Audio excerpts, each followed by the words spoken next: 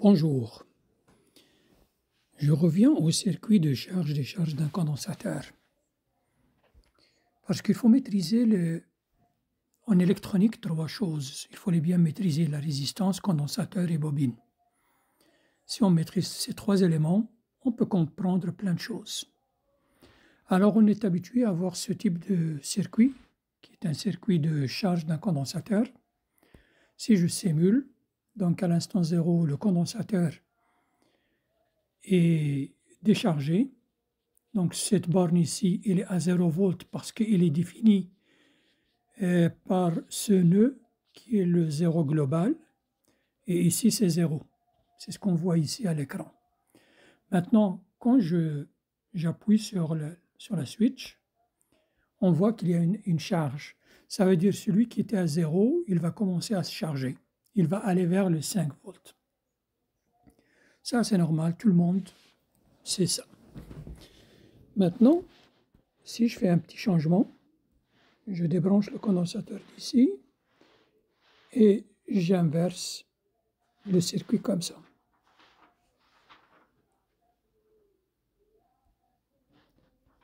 Alors, que va-t-il se passer? Alors, à l'instant 0, le circuit est ça. Donc, ça, c'est lié au 0, le 0 absolu. Et si j'ai 0, donc là, j'ai 0. La différence, toujours il faut penser en termes de différence, est 0. Maintenant, quand je vais mettre une alimentation de 10 volts ou 5 volts, ce que vous voulez, et que je l'applique, donc ce niveau-là, il est lié au 10 volts. Et puisque la différence à l'instant 0 était 0, et quand je vais fermer l'interrupteur qui va devenir 0, il faut que la différence, le condensateur n'aime pas le changement instantané. Il faut qu'il reste 0 à l'instant 0. Donc, il faut qu'il y ait 10 volts ici. OK? Parce que maintenant, ce bout-là n'est pas lié au 0, il est au contraire. C'est l'autre armature qui est liée au 10 volts. Donc, on aura 10 volts ici. Et puisque le condensateur n'aime pas le changement de la tension, ne permet pas le changement instantané, à l'instant 0, donc quand je ferme, il y aura 10 volts. Et la charge, dans ce cas, ça va être lui, il va rester toujours à 0. Et c'est celui-là qui va descendre à 0 pour qu'il y ait comme une charge de 0 à 10. Et bien celui-là, il va être de 10 volts à 0. Pour qu'il y ait une différence de 10 entre les deux, et ce qu'on appelle la charge. Alors, si je simule, je regarde qu'est-ce qui se passe là. Regardez. Ça, c'est la charge. 5 volts. Je fais. Donc, à l'instant 0, comme j'ai dit, quand j'ai fermé, ce bout-là était 5. Pourquoi? Parce que ici, c'était 5. Donc, la différence, c'est 0.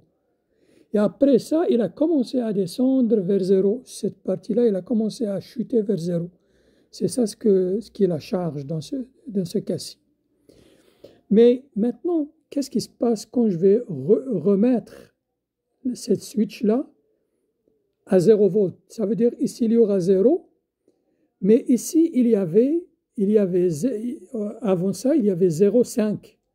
Si le 5, je le mets à 0, l'autre bout, il y avait une différence de 5. Je recommence, il y avait une différence de 5. Peut-être, je vais l'expliquer ici. Quand j'ai chargé,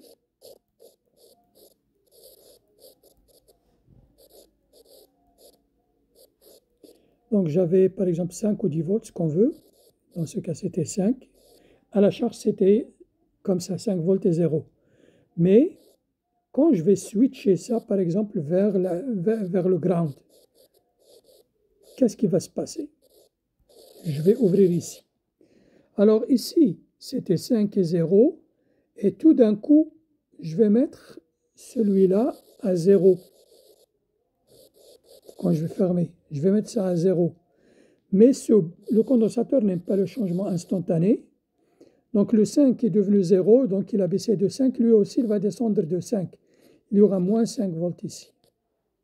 C'est comme si on vient de créer de la tension négative. Je répète, il y avait 5, 0. Le 5 je l'ai lié instantanément à 0. Donc il a passé à 0. Donc le 0, il doit rester, la différence doit rester la même chose. Ça veut dire lui, il était plus grand que lui de 5 volts. Donc 0 moins 5, il est toujours plus grand de 5 volts. Essayons. Alors, quand je vais remettre, comme vous voyez ici, il est devenu moins 5 et il va se décharger jusqu'à 0. Donc ici, on vient de créer de la tension négative. Alors, on peut profiter de ça avec ce circuit-là. Je vais d'abord enlever ça de l'oscilloscope et je simule ce circuit-là. Alors, comme vous voyez, je viens de créer de la tension négative ici. Comme je l'ai expliqué, lui, comment ça marche? Lui, il met 5, donc il va se charger ici, qui va descendre à 0. Et après ça, il se met à 0 parce que c'est une tension alternative, carrée, qui va de 0 à 5. On peut la voir ici. Excusez, ici. De 0 à 1 volt. 0 à 1 volt avec une période de 1 milliseconde. Et ici, donc, je crée une tension négative. On peut profiter de ça. Si on rajoute donc une diode,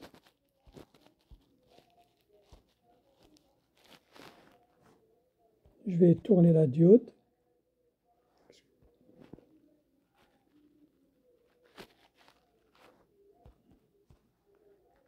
Et je la connecte ici. Et on va rajouter un condensateur pour le charger d'une tension négative.